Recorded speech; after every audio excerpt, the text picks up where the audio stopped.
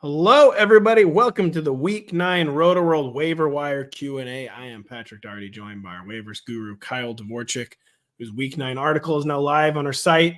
I'll be breaking down a lot of big names this week. Cedric Tillman, everyone's wondering about. Ricky Pearsall, Keon Coleman, Josh Downs is under 50%.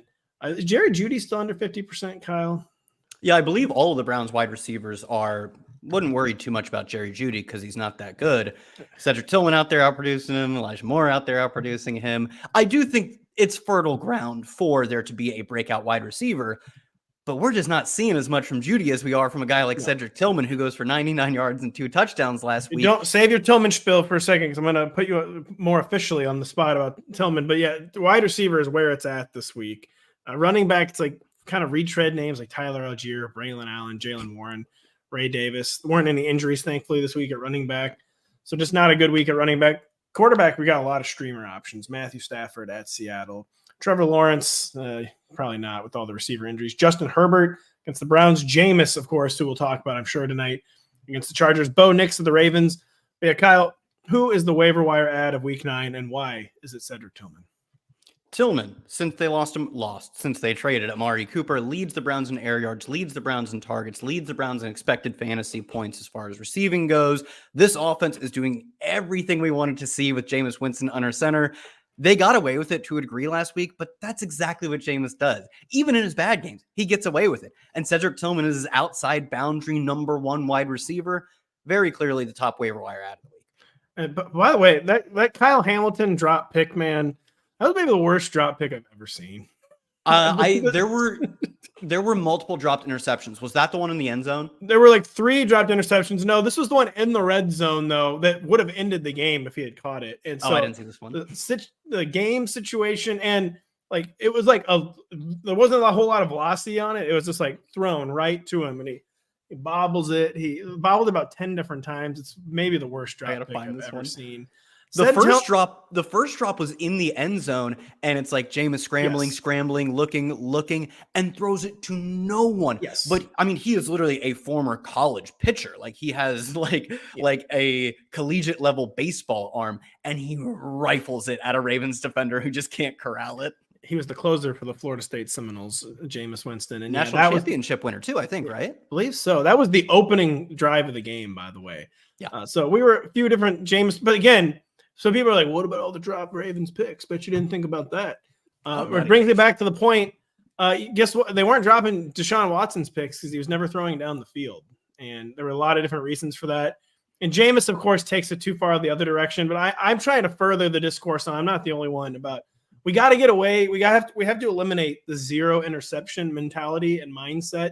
Like, no, you're going to throw some picks occasionally if you're playing aggressive downfield football. Jameis, of course. Too far the other direction. My point on Cedric Tillman too. So I think honestly, it was an assertion, an assumption. It wasn't necessarily based on like stats, data, or reports, but it was reasonable to assume in week 7 that Cedric Tillman's big game was just about having some practice squad chemistry with Cedric Tillman.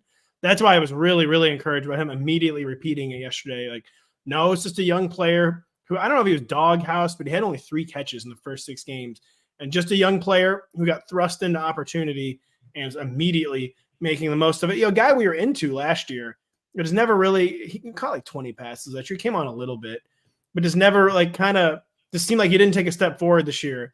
But no, just a young guy who was waiting for his opportunity and has been ready for it. You've been waiting for your opportunities to ask us questions. We're going to get going right now. Will wants to know, one of the men of the hour, unfortunately in a negative way, is Anthony Richardson. He wants to know if he can drop Anthony Richardson in a keeper league. Kept him this year in the 14th, get him in the 13th next year. So it doesn't seem like a full keeper league. Probably one of those leagues where you keep like 3 or 4 players, Kyle. But I mean, especially in you keep everyone on your roster. How are you feeling about Anthony? How are you just feeling about Anthony Richardson in general? Let's talk about his forward-facing prospects. I mean, they're still not good. Like I will say, this past week, there was a lot of drops in that game. They were not the most egregious drops. So that's the thing. It's like a give and take relationship with these. I'm just going to say bad quarterbacks. He's playing in terms of what we ask a quarterback to do. He's playing poorly, and it's a give and take relationship.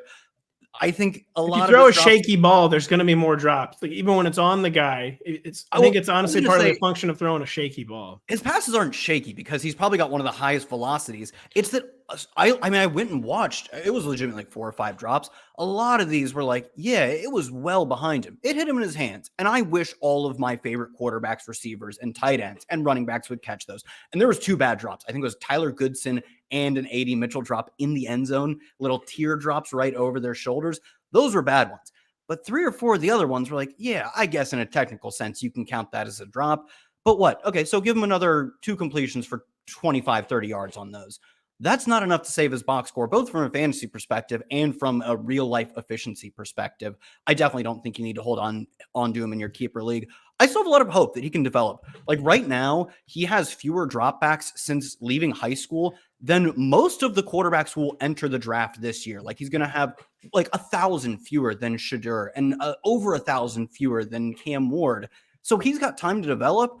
But that's not. But what he doesn't though. He doesn't have time to develop because it's just not tenable for the Indianapolis Colts to let a guy develop in real time during the season. Like young players are always developing, but he's developing from a base that is so low. Like so, a young court like Drake May is developing this year.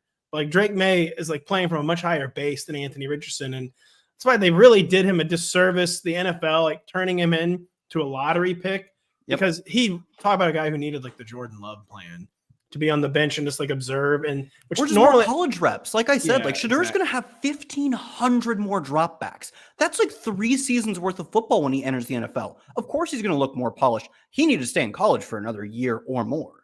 And I just think even playing, like he's one guy where I feel like playing isn't even necessarily going to help him because normally I believe in the develop by playing, but like his mechanics are so out of whack, like his habits are so bad. Like I just don't know how without like a full reset he even starts to develop because he's like in crisis mode. And so I looked at he has 133 attempts this year, not that many, of course, but he's completing 44.4% of his passes. And I used StatHead Pro Football Reference to look up every quarterback who had attempted at least 133 passes in a season and posted a completion percentage under 50%. And he is the 4th lowest in that of any quarterback this century. Guys like Achilles Smith, someone I had never even heard of. I couldn't remember Mike McMahon from the Detroit Lions. No. And the company he was keeping on this list was very concerning. I mean, completion percentage is interesting. Hardly like a stat you have to be like basing everything on. But raw completions, even less. It's pretty interesting that he has completed more than 10 passes one time all season, which is hints at like so many issues, including like trust issues from the coaching staff, and it's not even letting him really dial it up. And I just think the situation has gotten so bad where it's totally different kind of failure than Bryce Young, but I think where it's like counterproductive at this point for him to even be playing, that he really needs. Unlike Bryce Young, he has the physical traits and a lot of the mental traits, I think, with the way he avoids pressure and all that, but he needs a reset. I actually do think he needs to be benched. Like so much of his decision-making is good too. I'm like, oh, he saw the guy wide open. Like I'll never forget. It was a game you had for Blurbing where he rolls out really nice. He's like 6 yards from the end zone. Receiver breaks wide open, back corner of the end zone. And he just throws like a terrible pass. He threw it to the right player, just didn't even get in the vicinity of him for what should have been a touchdown. He's like rolling left, has a guy wide open back of the end zone and just misses it. And he's making the right decisions. He's avoiding pressure. He's not dropping his eyes and just tucking it and running. Like he doesn't have these bad habits. He is just not accurate. And like you said, like getting 10 passes a week while also getting hit a lot doesn't really help him. Like he needs an offseason. He needs to go to the free throw line and shoot 5,000 free throws from January 31st until August 31st next year. Like that's what he needs is a ton of just practice reps, essentially. He does. We have back-to-back questions. Kind of a two-parter here. The same theme, though. Michelle, a weekly viewer, wondering, can we drop Jordan Mason? Back-to-back shoulder tweaks. Now the 49ers bye. Christian McCaffrey could have a setback, but we think is going to return in week 10. I'm sure some people will want to keep on to Jordan Mason for various reasons. But that's the scenario laid out, Kyle. Roster spots at a premium this time of year. Can we tell people to drop Jordan Mason? What do you think? I'd be making an effort not to. I don't think you have to hold on to it anymore. But you mentioned at the top of the show, this is a really weak week for running back ads. A lot of the guys we're picking up on waivers right now are basically Jordan Mason types where like, I think when CMC comes back, Jordan Mason still might get 7 or 6 or 8. He'll get some work. I do also wonder though, if maybe Isaac Garundo has now kind of like worked his way into and that even like he doesn't necessarily just inherit all the change of pace, breather touches anymore. Jordan Mason. So that was a factor with Jordan Mason, but I continue. I agree with your general thesis though, that I'm not like telling people, yeah, just cut him. Like, but I think it is more like if you really need a roster spot, you can cut him. That sounds like, yeah. I mean, if you lost Stephon Diggs, if you lost Christian Kirk, if you maybe day-to-day lost Brian Thomas, we'll see about that one. And you need to pick up Cedric Tillman. Yeah, you probably can cut Jordan Mason. But if you're cutting him for a running back, you're cutting him for Braylon Allen, who is essentially the same type of player. Maybe standalone value, but it's very sparse standalone value. Incredible insurance contingency back type of value if anything happens to the starter. But that's the same argument with Jordan Mason. And we don't know for sure that CMC returns week 10. It seems pretty likely, but like you get to roll a little bit of roll of the dice with Mason for week 10. Obviously they're on bye this coming week, so you don't have to drop him. But that is the problem with Mason too. Again, I actually do agree with you, but there is the problem with Mason is that even if CMC doesn't come back, we've had back-to-back games now where he's departed hurt, and Garundo has been running well. So I wonder even if like CMC has yet another setback, if Jordan Mason like won't even be the clear-cut starter anymore. Of course, if in the event CMC does not come back, you want Jordan Mason on your roster. Just that I wouldn't even assume in the event of a CMC setback that we're going to get the exact same Jordan Mason usage we had before. But totally agree with everything. So Nate, though, wondering, well, let's establish the Jordan Mason line. This week's top waiver ads, Keon Coleman, Cedric Tillman. Is that a situation where you're like, yeah, cut Jordan Mason loose? Probably. I mean, I do think if you're not starting Keon Coleman or Cedric Tillman, if you're stacked at receiver, I don't know how you got stacked at receiver because none of them are healthy, but if you somehow avoided all of the landmines and you're stacked at receiver, maybe you can still hold on to Mason, but just closing it off into a vacuum, I am taking the first round rookie who is surging right now in Keon Coleman, and Cedric Tillman, a day 2 second year player who's really finding his stride in an offense that's going to try and throw 50 passes a game. So I think you do have to take those type of breakout bets over Mason from now on. How do you feel about this trade? We'll answer this one. Phil, a weekly viewer, a good guy on Twitter. He just traded Jordan Mason for Jaylen Warren. What do you think of that one, Kyle?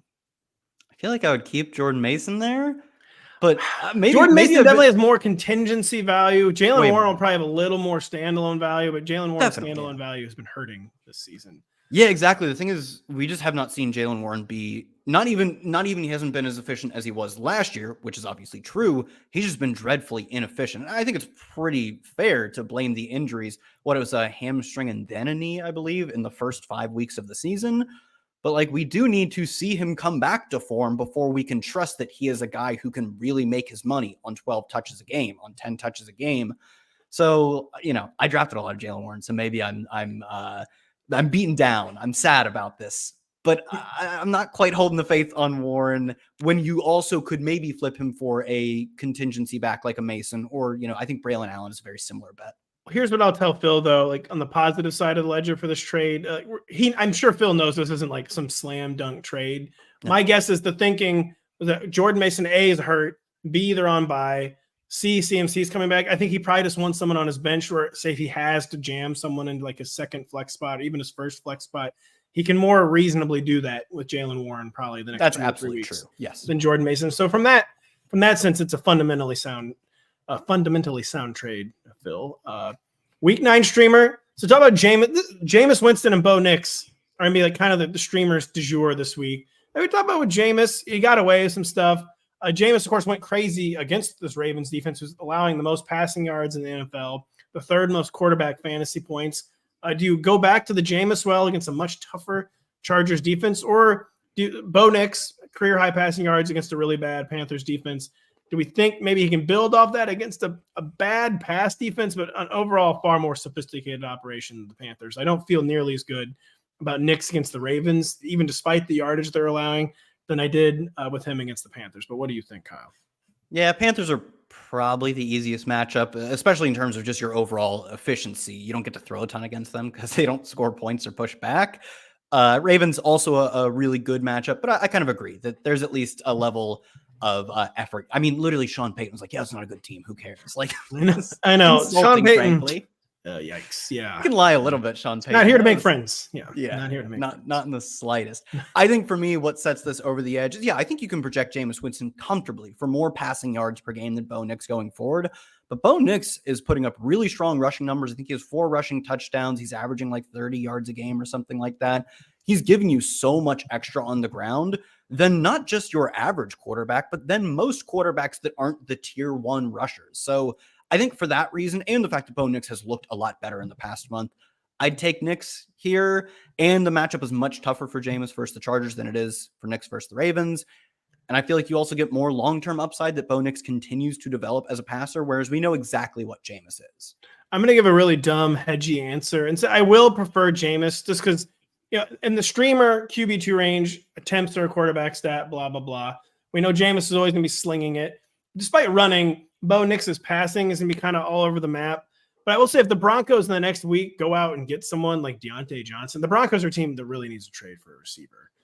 Sean Payton to be the kind of guy you can see who won't want to try to integrate a guy into his attack midseason. It's too complicated. Deontay Johnson won't have any idea how to play football here. Marvin Mims has been learning this for 2 years. You think Deontay Johnson's going to pick it up midseason? But if they could get Bo Nix like one real receiver, no offense to Cortland Sutton, I would feel a lot better about Bo Nix as a streamer. Jameis, even with like blow up potential, the bad kind of blow up potential, I think I'm still going to roll with just those insane. I preferred as a floor, I prefer the pass attempts to the Bo Nix rushing because the Bo Nix rushing is pretty good, but it's still not as baked in as the Jameis attempts. That might be where I fall on that one. That's Rahul wondering real quick. He doesn't love starting 2 tight ends, but nothing wrong with that at all, Rahul. If they're your 2 best options, they're your 2 best options. And those guys always have to be in line, of course. Travis Kelce and Trey McBride. And really high usage floors, pretty high, decent ceilings. So I understand philosophically not wanting to start 2 tight ends, but if you have 2 of the very best tight ends, you can do it. Tillman, okay, so how far behind Cedric Tillman is Keon Coleman for you, Kyle? Because you called Tillman the ad of the week, but Coleman officially breaking out, I guess, back-to-back really good games. Amari Cooper, the Amari Cooper like clearing space for Keon, whatever, has been debunked. Bad game for Keon or for Amari yesterday. But I still just think that I don't know if the Bills decided to go more pass heavy and then traded for Amari Cooper, or if it was getting Amari Cooper gave them the confidence to be more pass heavy. We've seen a shift in this Bills offense. How far behind Cedric Tillman would you put Keon Coleman in terms of an ad? Oh, it's really close. I think there are some teams in which I really don't need to start a wide receiver anytime soon. But if one of these guys is going to break out and be a true star, I think you have to lean with Keon Coleman, who didn't have a disastrous rookie season like Tillman had last year and has more draft capital and is producing quicker in his NFL career, albeit it took a month. Better team with a better quarterback too. And a better team with a better quarterback. Although, I guess his team is probably going to average more. They're definitely going to average more passing yards, passing attempts, but the quarterback talent is far better for Coleman. I just think Tillman, in terms of what he projects for in week 9, in week 10, maybe week 11, just projects for more fantasy points. But if you think you can hold out and you don't need to flex Coleman this week, I honestly would say there's a very reasonable stance that, I'll just take the long-term better bet in terms of Keon Coleman. My only concern is that he's doing this, especially last week, without much involvement from Amari Cooper. Cooper caught 1 pass. He only ran just under 2/3 of the routes. What does the offense look like when Cooper, but also maybe when Cooper is seeing 25, 26, 27% of the targets, which he did throughout his Browns tenure? He's done it at multiple stops before that. What does the offense look like if he turns into the dominant number 1 that he has been for years? That's a problem for Keon Coleman, I think, where Cedric Tillman can just be his team's number 1. Real quick, put a fine point on Cedric Tillman. Raul wondering, what are the odds of a Tillman rug pull? And let's put a percentage of your fab budget that you're willing to spend on Cedric Tillman. Odds of a rug pull, 25 to 30%, somewhere in that range. He was really bad last year. He wasn't this incredible prospect. This could just be volume fueled, and Jerry Jeudy, something clicks and he takes over. I don't think that's awfully likely though, because Jerry Jeudy, Pat, say the line about, has he ever been good? Has he ever been good? No, not really, unfortunately. It's quite unfortunate. He was really good, I think, from the yards per route run perspective as a rookie. I think, it was either a rookie or maybe his second year. He wasn't great, but it was really strong in the context of a really bad offense. But he's never made good on that promise, and it's been 2 or 3 years since then. I don't think he's that good. Elijah Moore, I also don't know if he's good. So there's so much room for growth for a guy like Tillman if he is good. And he is the youngest and we have the least data on him. Like last year could have just been a fluke. Some rookies don't pick it up as rookies and it takes them to their second year. So I do feel good that he could just be his team's one because the competition for targets is so weak and the cut of the pie, or at least the size of the pie, is like a 300 plus passing yard, 40 attempt per game pie. It's crazy. And that's how they're going to play. So I feel okay that he's not going to totally rug us, but it's possible. So I'll put like 30 or fab. That's what I'll put it at. I'll say 25 to 30% of my fab too, because it's very rare for a wide receiver to become available midseason who's just kind of being added on merit. Like, so he just like got put into the lineup and immediately started producing. So that it's a pretty interesting situation for Cedric Tillman. And I mean, they're pretty easy to alibi away his rough start to. He didn't have tenure in a horrible offensive environment. Like there was no way for him. He wasn't going to command targets over the guys they traded for, like Jerry Jeudy and even Elijah Moore. And of course, he wasn't going to command targets over Amari Cooper. So he was just the low man in the pecking order in an awful situation. He needed something to go his way, and then it did. And yeah, so when you get your opportunity, you better not waste it. And he has done the exact opposite. He's making the most of it. So I would say the rug pull odds are fairly low. Joseph Garcia wondering about Parker Washington with all three Jaguars wide receivers injured, or Xavier Hutchinson. Now, I'm leaning Parker Washington because I think I know Parker Washington to be getting a lot of targets. I don't really know which member of the Bob Woods brigade is going to step up for the Texans, but how do you feel about this one? You laid it out well. I do feel just much more confident. I mean, Parker Washington, I think, got 60 or 70% of the routes last week because everyone got banged up in that game. So, and we saw this at the end of last year as well, where they seem to trust him as a depth option. He's a guy who, as soon as they lose everyone, they're like, well, you know, you're going to go out there and get all the routes. We already have that information on him. Whereas I don't know if it's going to be Xavier Hutchinson or, like you said, Robert Woods, who's like barely played this year. A number of guys they could have. So like John Mechie or whatever. So I'll just take the guy I know, or I mean, you know, I'm pretty confident is going to go out and get a lot of routes, when I think the delta in their talent is like, these are both wide receiver fives in most situations. I don't think either one of them is this great upside bet as far as what they could be. Just give me the routes. And that's for sure Washington. It could be Hutchinson. Adrian wondering, what's the Cooper Kupp outlook rest of season? Came back the same week as Puka Nacua, kind of gets alphaed by Puka Nacua. Better days should be coming for Cooper Kupp, but Cooper Kupp has had a really, really difficult time staying healthy for longer than 2 or 3 games at a time. Adrian wants to know if it'll be a top 5 wide receiver. I doubt that. But do you say top 12 wide receiver 1 for Cooper Kupp? Do you think that's realistic for at least as long as he's producing? Just even throw out the injury question. Do we think Cooper Kupp will be a top 12 wide receiver? No, I think Puka Nacua is going to outproduce him enough to where I would rank him like 14 or 15. That's really not that far from being wide receiver 12. But like, as much as, Cooper Kupp is coming back from an injury, you'll never believe what his fellow teammate was coming back from. And he seemed like going into the game, he would be much more likely to be limited, to be like, we really rushed you back, buddy. I did not think he was going to play in that game. I ranked him as wide receiver 34. I actually ended up starting him in most of my leagues, not because I thought it was a smart decision, but because I was like, I need to feel something. I drafted so much of this guy, and boy, did I feel it. It was good. It was a good feeling to see one of the best rookie wide receivers ever, wasn't even drafted in the top 10 players this year, go out and be an immediate wide receiver 1. I think that's going to be really hard for Cooper Kupp to come back and be a co-wide receiver 1 with him. So, you know, it may be a semantics because I still think he's top 15. Like we saw Kupp early in the year, can really still command targets, but I don't think he's his team's number 1 receiver. And that makes it hard to be a fantasy wide receiver 1. I don't think he's the number 1 receiver. And also, frankly, if you're the Rams, why would you not change Cooper Kupp's usage? Like what you did was not working. Like don't put such a heavy load on him. Sure, he's going to still run a ton of snaps and route, but like maybe spell him more. Like Tutu Atwell is fine. Jordan Whittington is fine. Even Colby Parkinson is fine. Maybe just don't make Cooper Kupp have to be like the world beater again, because he's not staying healthy in that role. Again, Puka Nacua has a really concerning injury history too, but it seems like it's time to try something different with Cooper Kupp. And I agree with everything you said, right down to wide receiver 14, 15 feels like the right range for Cooper Kupp. Pete is wondering, he has Devin Singletary and had to pick up Tyrone Tracy while Singletary was injured. He's held on to both of them to see if anyone separates.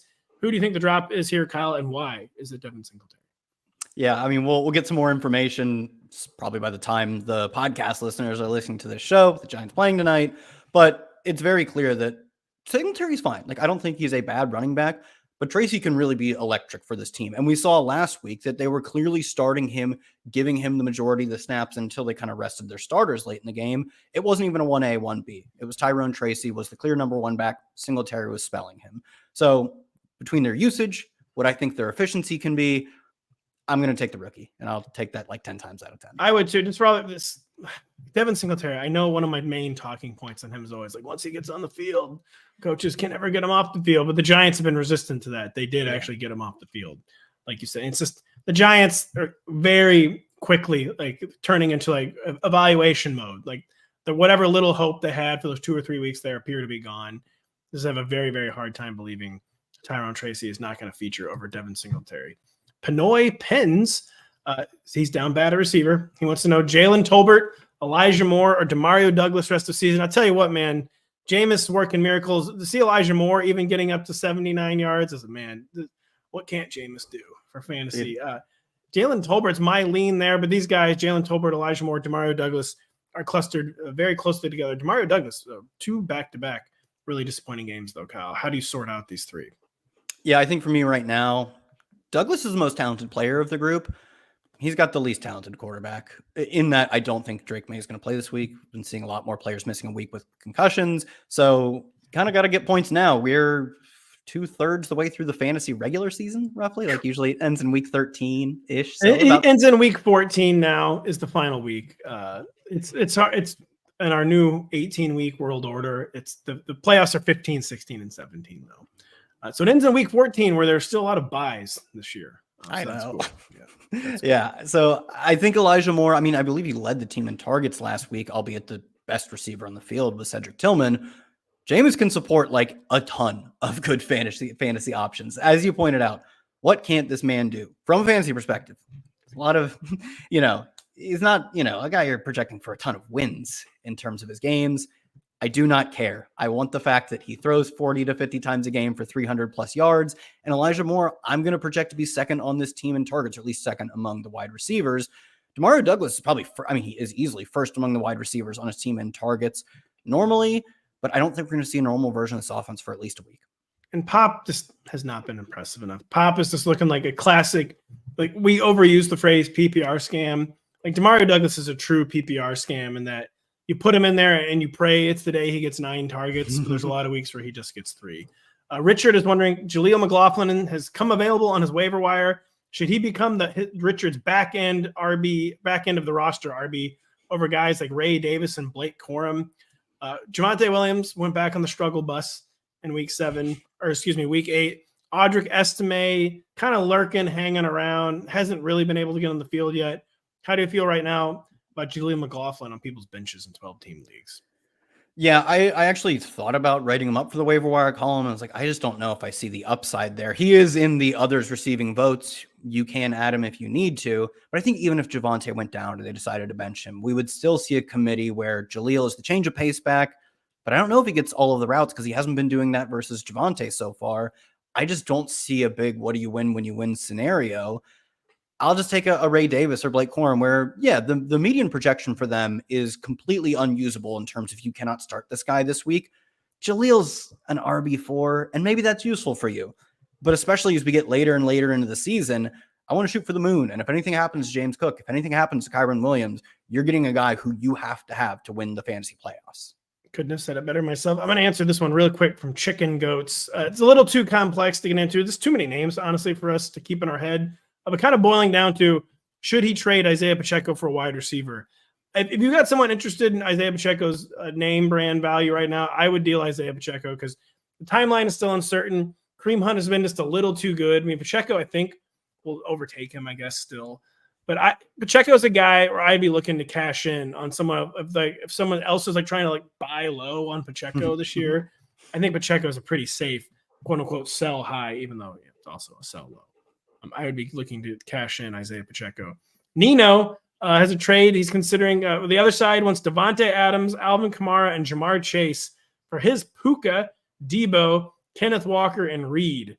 A lot of big names in this deal. I think I feel better about side one, Kyle, but it is a lot of explosive names in this trade. How do you feel for Nino? Yeah, I guess you should probably take side one. I saw Puka on the other side. I was like, that seems Jamar way Chase more is, fun. to me, clearly the best player in this deal. And I actually, hot take, I think Puka is roughly the same as Jamar Chase. Like, instantly comes back for, like, Puka's best year by yards per route run and yards per game is already better. I mean, his best year is last year than anything Jamar Chase has ever done already. Like, he is that talented of a player. At least he was last year. And he's shown us nothing to dissuade us of that this year.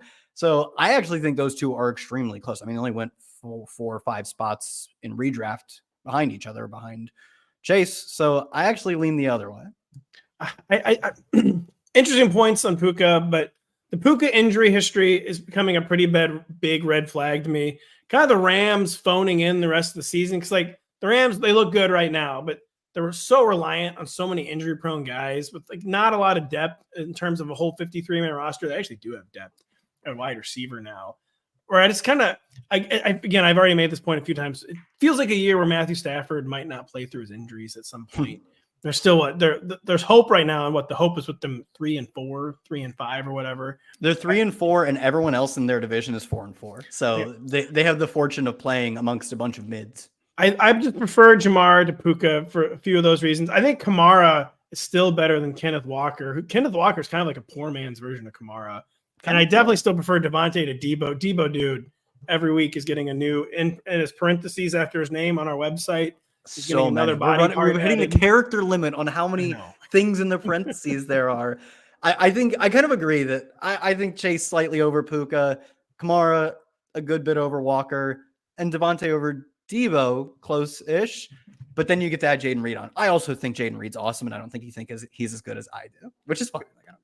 David wondering, basically, do we need to bench Amari Cooper until he shows more with the Bills, or do we just need to accept his eternal Amari Cooper-ness, Kyle? He did score a touchdown on 4 catches in his Bills debut, and just accept that this guy's always going to be volatile and keep jamming him into our lineups in an elite offense with an elite quarterback. What do you say to David? Yeah, I mean, he got his routes up. I think he ran sub 40% routes in his first game. It was over 60% last week. You expect that to keep climbing and climbing. He's a good player on a good team. Should get close to a full-time role next week, essentially. I think you keep playing him, and yeah, you kind of accept that he is who he is. Thought another trade, MSA, wondering if you should trade Josh Jacobs for Devontae Adams and Nick Chubb. Kind of a deal with a lot of quote-unquote disappointing names, or at least guys who are just having kind of strange years, all older guys. What do you think about trading Josh Jacobs for Devontae and Nick Chubb? I think I'd keep Jacobs. I don't know. I don't want any part of this Jets team. Let's talk about teams going to phone it in by the end of the year. Like they're almost out of the playoffs already. Yeah, the vibes have never been worse. Jacobs is in the far better offensive environment. If he really needs a receiver, I don't think there's going to be a huge difference between Jacobs and Chubb. Jacobs think I'll have clearly ranked ahead of Chubb every week. I think Chubb will kind of get established in the top 30. And then, so if you really need a receiver, I don't think this is like a ruinous trade or anything like that. But yeah, when the 2-for-1s, I always go with the best player principle. And Josh Jacobs there does seem to have by far the most value. So yeah, Perry is wondering rest of season thoughts on Devontae and Tyreek Hill. Let's just start with Devontae. So what is it? 84 scoreless yards through 2 games as a Jet. He's opened up the field for Garrett Wilson, but nothing is opening up in general for this Jets offense. Devontae, kind of like Rodgers, doesn't really look like all that physically different. The play volume is so low. The operation is so bad. I'm beginning to wonder if there actually can be enough targets for both receivers. They're running so few. It's such a molasses slow offense, Kyle.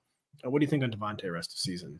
I mean, they're getting so much, both from a real life and a fantasy perspective, of the worst of both Aaron Rodgers and Nathaniel Hackett. More so from a fantasy perspective, Rodgers' offenses have been chronically slow his entire career. We saw this at the end of his tenure in Green Bay. We're seeing this again with the Jets, not really a surprise.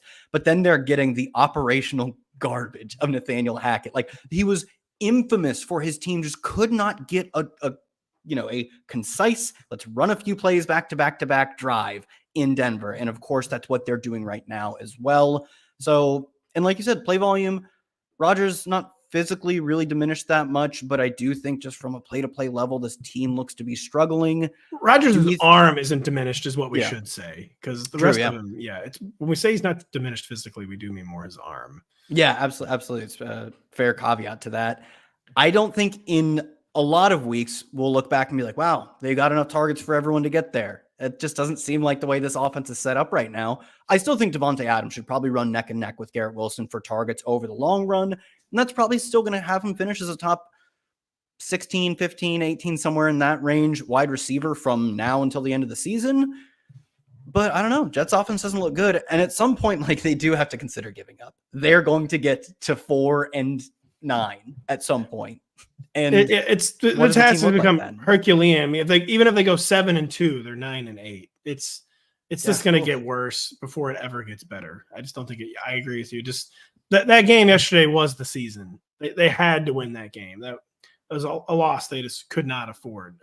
What is your review of Tyreek Hill and Tua Tagovailoa's return? We're let's just get the quarterback back, man. Let's get the quarterback back. And it was a fine stat line, but I believe it was a scoreless 6 for 72. Yep. How are you feeling about Tyreek Hill rest of season? I feel better about Tyreek. The offense looked like 80% the way back. We saw all the dumb but very useful Mike McDaniel, orbit motion, cheat motion, guys moving here. He's pointing a laser pointer in the linebacker's eyes before the play. He's doing little, what's the little cup and ball trick? What's the name of that? I forget. It might just be called cups. No. Like the one where you're like, what ball's a cup under? And you're moving all three of them around. Mike McDaniel is adding that to the offense. Yeah, he's doing all that stuff. And it was really working. They got to 27 points, which was easily their highest of the year. And Tua started 2 games to open the year, and it was still 7 points better than anything else they had done. The running backs look back to form. I mean, Mostert was inefficient, but he also was just a short yardage back, and he did that well. H, on the other hand, 9.7 yards a carry, and they were moving him out wide, getting him screens. The offense looked very close to its operational peak. They didn't quite get there. They put up 27 points. It's not a bad performance. I think we'll get our Tyreek Hill top 5 fantasy outings back pretty soon. God willing, brother. William wondering, reviews of DeAndre Hopkins' first game with the Chiefs, where his box score was looking very Titans-y. So again, not exactly signs of like discouragement in Hopkins' Chiefs debut, kind of just like holding serve for fantasy purposes. What is your takeaway from Hopkins' first game in a Chiefs uniform? Yeah, I mean, I think it's very possible that even though he shows up and serves a strong role in the team, they're going to ask Travis Kelce, which they did last week, to do a lot more. I think it was a season best game for Travis Kelce in terms of the fantasy box score.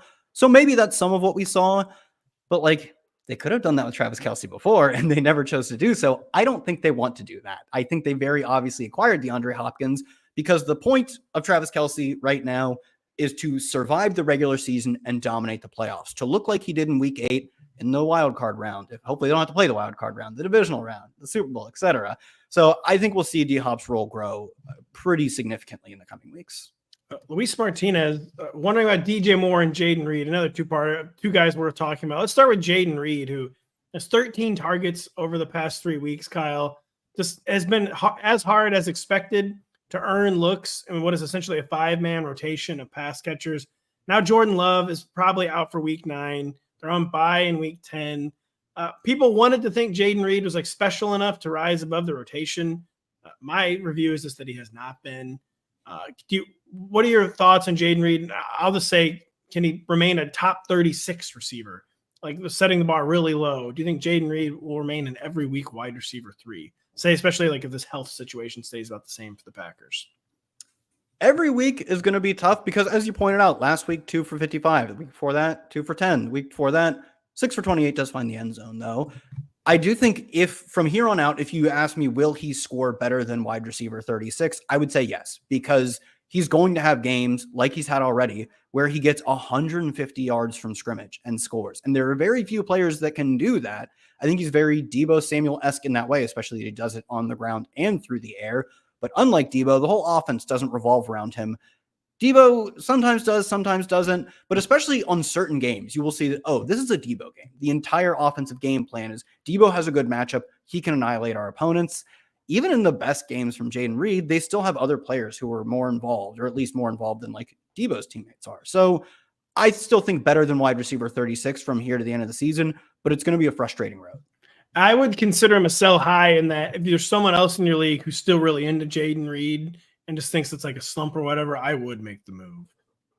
That person probably doesn't exist since we're coming off 3 straight really bad games. Or maybe they're willing to lowball you. Yeah. I might be that guy. I would sell high on Jaden Reed. DJ Moore, man, it's been concerning. Even when the Bears were playing well before their bye, the lower play volume, the increased target competition has been hurting DJ Moore. Do you consider him a hold or sell low, Kyle? Probably a hold. I think it's another one where like the fantasy player base has evolved enough that we're not purely box score chasing. If anything, maybe like a buy low, because Caleb Williams in totality has looked really good over the past month. He didn't look particularly good last week, obviously, or yesterday, at the time we're recording this, but he's looked really good. He has made so much progress, even including last week, from the first 2 weeks of the season up until now. And DJ Moore throughout that has been the team's wide receiver 1. I think the biggest thing is that now they're running the football well and their defense is still really good. It does make it hard for them to find themselves in shootouts. I mean, part of the reason the offense did nothing last week is because they didn't have to. Obviously, they end up losing, but they were leading until 0-0-0 on the clock at the end of the game. Obviously, they weren't leading wall to wall, but up until the last second, they did have the lead, and they just needed an 11th defender who was taunting the fans or whatever. Yeah, that video is insane. He was like taunting them after the play began, and then he kind of jogged over to where the action way after the play began. Have you seen the people in the crowd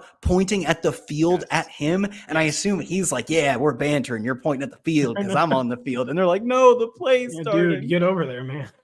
Yeah, we're Bears fans, dude. You got to get over there. Oh, man, he did not. Anthony Richardson. We answered a keeper question earlier. Adams was wondering, are we just dropping Anthony Richardson in standard 12-team leagues at this point, Kyle? Oh, yeah. It's Jover, because it's just like, what would be the theory of the turnaround? Like, it's not like he's banking the rushing at least, or like, I know he's been, inaccurate, but he's at least got the volume. It's just the only theory of the turnaround. We kind of already made this point before. The theory of the turnaround is just that he gets better, and like that could happen because he's talented. But that's not based on anything. That's just based on a young player. And there's nothing in like the data or the film that says, oh yeah, the turnaround's coming. He just needs to get better. And that's kind of a lot to ask at this point. Adam also wondering, would you trade returning Christian McCaffrey for Saquon Barkley? I always say yes. Trade the guy who hasn't played or you haven't seen for the guy who's actually producing. It's kind of like in baseball or other sports with a theory like, if you can get like a proven player for a prospect who's never been in the major leagues, just do it. Like, I know that the prospect could turn into Mike Trout, but in general, it's best to turn like lottery tickets into proven production. This is kind of a weird one though. What do you say about trading CMC for Saquon? Give me CMC, brother. Let's do it. He is easily the best fantasy player of like my adult lifetime. Like LaDainian Tomlinson's probably technically the best because he had like 30 something touchdowns. He threw for like 3 touchdowns in a year. I was like 9 when that happened, so it doesn't count. I wasn't there for it, at least in the sense that I remember. He has like 3 of the 10 best seasons ever for a running back. I'll gamble on it, but like I like to gamble. I'll gamble too, and because we think we've already seen the best half of Saquon Barkley's season. I mean, we're seeing Jalen Hurts score the rushing touchdown. Saquon's not catching passes. The Eagles' passing attack is kind of revving back up a little bit. And CMC, I think maybe there's a risk they would have like throttled off him a bit. But now Ayuk hurt, Kittle's banged up every single week, Debo's banged up every single week. Yeah, it just seems like they're going to go full, like unleash CMC mode as long as these German stem cells actually. Yeah, and I think one of the big theories, I mean, I talked about, I had an article in the offseason, like how does a first round pick fail you? How does each one of them fail you? And outside of injury, like that's an easy one to throw out.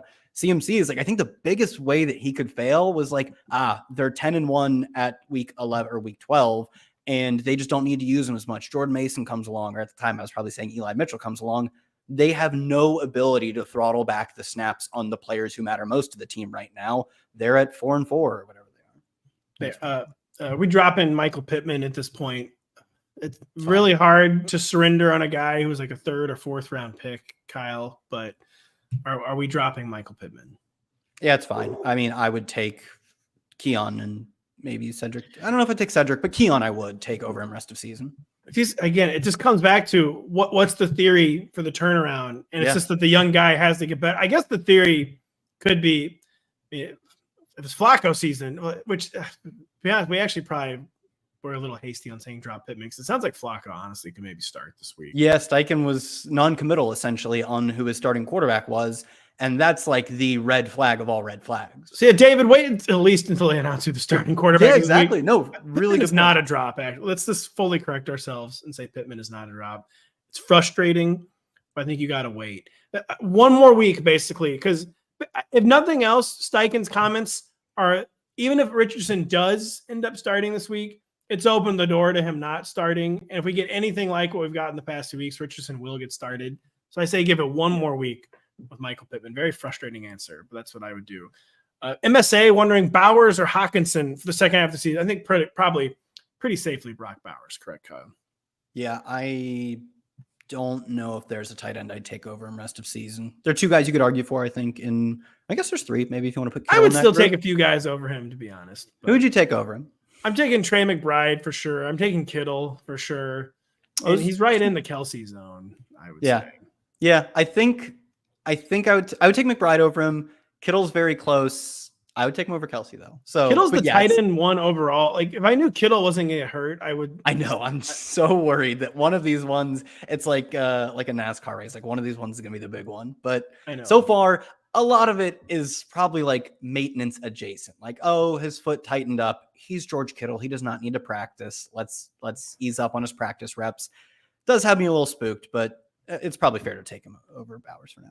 Jerry has been wondering. He's sorry, Jerry. I saw this one earlier. Did not get to. He's wondering about Jared Goff this week or Matthew Stafford. Matthew Stafford is against the Seahawks. Jared Goff is against the Packers. Kyle, who would you rather start? The game is in Detroit, I believe. Let me look that up though. Goff or Stafford though. Did you remember both those off the top of your head? It's very impressive. I looked up Stafford just now, and then I did remember Goff off the top of my head because I had to write a fair amount about the Packers this morning.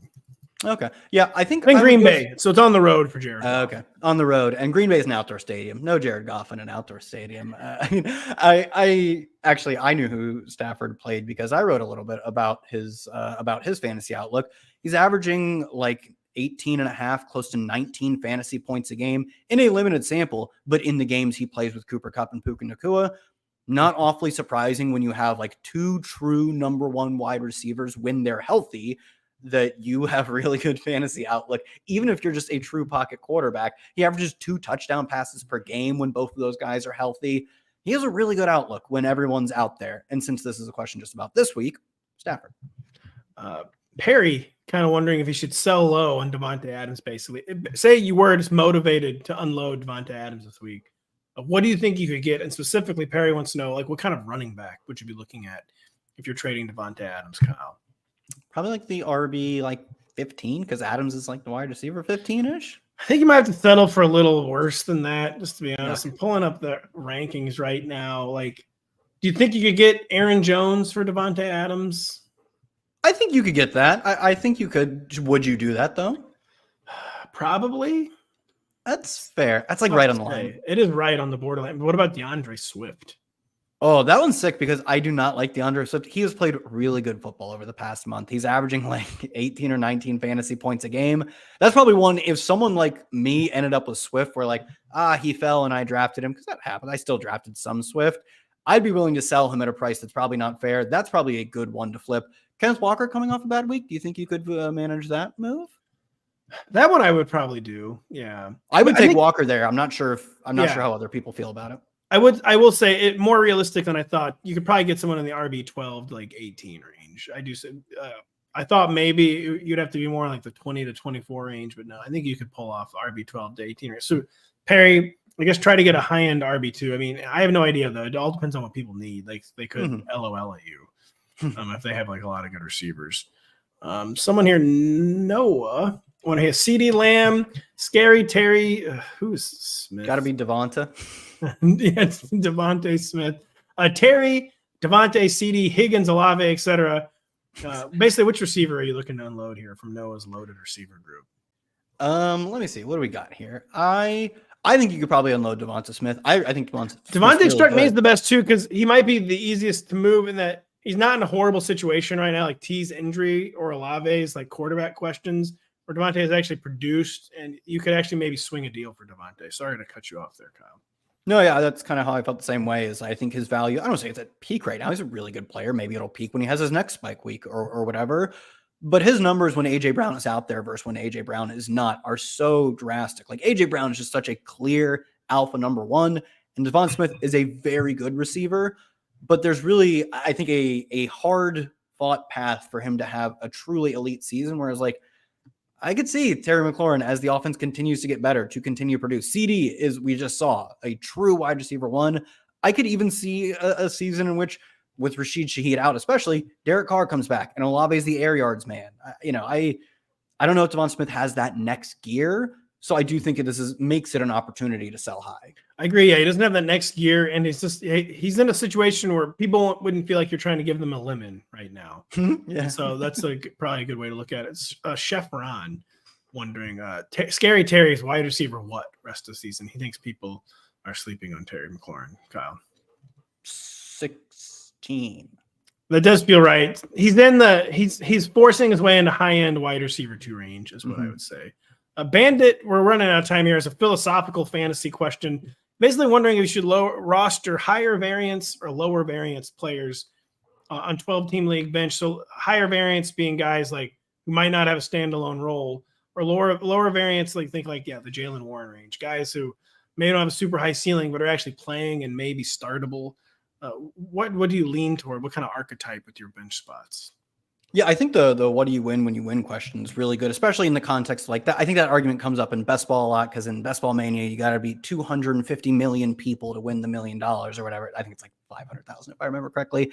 So you do really need to shoot for the moon, but also like a 1 in 12 chance is not a great chance of winning. You still need good outcomes to win your 1 in 12 team, not just because you need to beat 11 other teams, but someone, even if they aren't trying to play high variance, will just flop the nuts. Like they will just get all the breakout players, and you need to be shooting to beat that type of team with your own teams. So I do think you can play sort of less variance, especially like a less week-to-week variance type of style, if it's just a 12-team redraft versus Best Ball Mania or the large DraftKings Best Ball tournaments. You still have to beat 11 other teams, 1 or 2 of which are going to look like real nasty teams at the end of the year. And on the other side, you do have low variance options. They're on the waiver wire. Like, Ray McLeod is out there. Wan'Dale Robinson is out there. All of these guys who, if you really need someone in a pinch, they're out there. There's a reason no one wants them, right? We're all shooting for the moon at the back of our roster, and we'll dip into those types of players when we need to. I will say I prioritize, I think in 12-team leagues, you should prioritize shorter term thinking. This is, of course, not true for every spot on your bench, but things just change so quickly, especially with injuries, that I think it's kind of foolish to in 6 weeks, then I'm going to have it made with this guy. I think it's better to think in 2 and 3 week windows kind of, but again, it's just, you should never go all this low variance guys. You definitely need some upside and variance on your bench. But, yeah, and you're totally right that it scales downward. Like the more variance you can accept in an individual player scales downward with the size of your roster. I mean, that's part of why it is more common in best balls, because your roster is 18 or sometimes 20 spots or sometimes larger. Well, we're out of time. Thank you so much for all your questions. Sorry if we did not get to you. I'm sorry if you do not get Cedric Tillman on the waiver wire. Kyle will be very disappointed. But really good stuff from everyone. We'll be back at the same time next Monday, 6 p.m. Eastern. Check out Kyle's waiver wired article. Check out my rankings later in the week. Check out our podcast episodes. The Roto Football Show dropping new episodes on Tuesday and Thursday. So for Kyle, I'm Pat. Thank you so much for watching and listening. We'll be back later.